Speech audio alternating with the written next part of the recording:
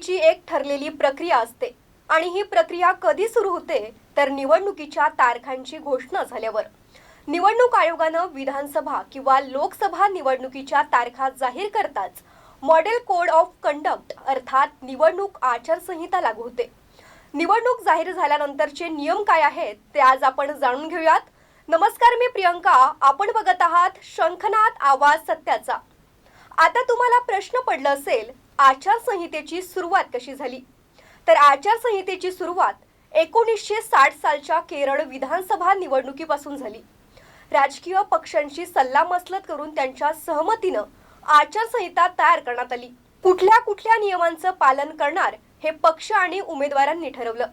1962च्या सार्वत्रिक निवडणुकानंतर 1967च्या लोकसभा आणि सर्व विधानसभा निवडणुकीत आचारसंहितेची अंमलबजावणी करण्यात आली। त्यामध्ये नवनव्या गोष्टी आणि नवीन नियम जोडले जाऊ लागले। निवडणूक आचारसंहिता हा कुठल्याही कायद्याचा भाग नाही, पण आचारसंहितेतील काही नियम IPCच्या कलमांच्या आधारे लागू करण्यात येतात। तरीही अनेकदा राजकीय पक्ष आणि उमेदवार आचारसंहितेच्या अटी गांभीर्याने घेत नाहीत।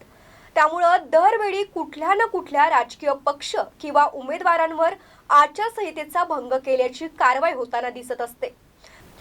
देशात स्वतंत्र आणि निष्पक्षपातीपणे निवडणुका व्हाव्यात यासाठी निवडणूक आयोगानं काही नियम घातले आहेत। यालाच आचारसंहिता म्हणतात। निवडणुकीत सहभागी होणाऱ्या पक्षांनी आणि उमेदवारांनी ही आचारसंहिता पाळणं अनिवार्य आहे। एखाद्या उमेदवारानं किंवा राजकीय पक्षानं आचारसंहितेचं उल्लंघन केलं तर निवडणूक आयोगाच्या नियमानुसार कारवाई केली जाऊ शकते। आचारसंहिता मोडणाऱ्या उमेदवाराला निवडणूक लढवण्यास बंदी घातली जाऊ शकते।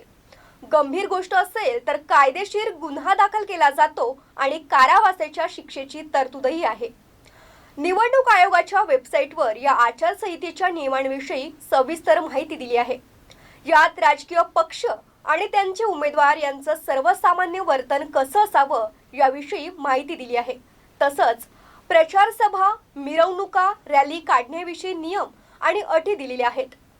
मतदानाच्या दिवशी उमेदवार आणि पक्षाचा व्यवहार कसा असावा, मतदान केंद्रावर काय करता येतं आणि काय नाही, निवडणुकांदरम्यान सत्ताधारी पक्षाची भूमिका कशी असावी, अशा अनेक नियमांचा या आचारसंहितेत समावेश आहे। यातले मोठे आणि महत्त्वाचे नियम आज आपण बघूयात। पहिला नियम म्हणजे नव्या योजना किंवा घोषणांबाबतचा मुद्दा। आचारसंहिता लागू झाल्यानंतरचे नियम सत्ताधारी पक्षाला निवडणूक आचारसंहिता लागू झाल्यानंतर कुठल्याही प्रकारे सरकारी घोषणा, नवीन योजना सुरू करता येत नाही। शिलान्यास, उद्घाटन, लोकार्पण, भूमिपूजन असे कार्यक्रमही घेता येत नाहीत। सरकारी गाडी, सरकारी बंगला किंवा सरकारी विमानाचा वापर निवडणूक प्रचारासाठी करण्यास सक्त मनाई आहे। कुठल्याही पक्षाला प्रचार सभा, रॅली किंवा मिरवणूक काढायची असेल तर पोलिसांची पूर्वपरवानगी गरजेची असते। कुठलाही राजकीय पक्ष किंवा उमेदवार धर्म, जाती, पंथ याद्वारे मतदारांना मत देण्याचं आवाहन करू शकत नाही।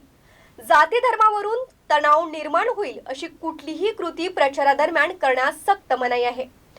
कुणाच्याही घरावर, जमिनीवर, कुणाच्याही घराच्या परिसरात, भिंतीवर देखील राजकीय पक्षाचे झेंडे, बॅनर, पत्रक असं काही लावण्यापूर्वी संबंधित व्यक्तीची परवानगी घेणं आवश्यक आहे। विना परवानगी प्रचार करण्याची अनुमती नाही।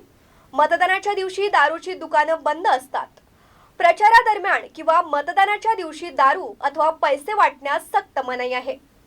मतदान केंद्राजवळ कुठल्याही राजकीय पक्षाची किंवा उमेदवाराच्या समर्थकांची गर्दी जमू नये याची दक्षता घ्यावी असं आचारसंहिता सांगते। मतदानाच्या दिवशी लागणारे पक्षांचे बूथ साधेपणाचेच लावलेले असावेत। प्रचार साहित्य किंवा मतदारांना भुलवणारी कुठलीही गोष्ट तिथं असता कामा नये। मतदारांसाठी कुठलीही खाण्यापिण्याची व्यवस्था तिथं नसावी। निवडणूक आयोगानं दिलेल्या आचारसंहितेनुसार भ्रष्ट आचरण किंवा अपराध, गुन्हा या श्रेणीत बसणारी कुठलीही कृती उमेदवार किंवा त्यांचे कार्यकर्ते, राजकीय पक्ष यांनी करता कामा नये। मतदारांना पैसा देणं, मतदारांना धमकी देऊन घाबरवणं, बोगस मतदान, मतदान केंद्रावर 100 मीटरच्या आतल्या कक्षेत कुठल्याही पद्धतीनं प्रचार करणं, प्रचाराचा अवधी संपल्यानंतरही प्रचार करत राहणं, किंवा मतदारांना मतदान केंद्रांपर्यंत घेऊन जाणं किंवा परत आणणं, त्यांच्या जाण्या-येण्याची सोय करणं, वाहन मिळवून देणं, यातलं काहीही करण्यास आचारसंहितेनुसार बंदी आहे. राजकीय कार्यक्रमांवर लक्ष ठेवायला निवडणूक आयोग निरीक्षक नियुक्त करतात. पुन्हा भेटूयात एका नवीन विषयासह. तोवर नमस्कार.